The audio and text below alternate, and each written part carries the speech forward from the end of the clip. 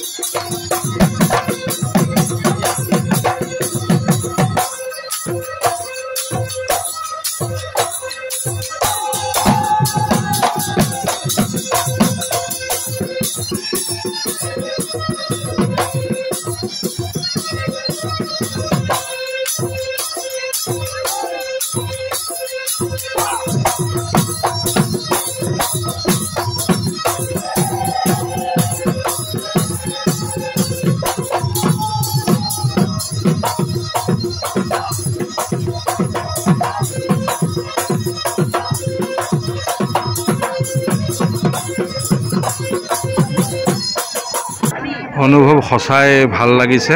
যে বিভিন্ন জাতি জনগোষ্ঠীৰে ভৰপূৰ এই মিছামাৰীটো যে ৰঙালী বিহুৰ যি উৎসৱ যি ৰং ৰহস্য কমা নাই আৰু খুব সুন্দৰকৈ এই প্ৰতিযোগিতা আয়োজন কৰিছে মুকলি বিহু প্ৰতিযোগিতা সঁচাকৈ ভাল লাগিছে মই প্ৰথমবাৰৰ বাবে আহিছোঁ আহি মই বৰ ভাল পাইছোঁ বিহুতে আছে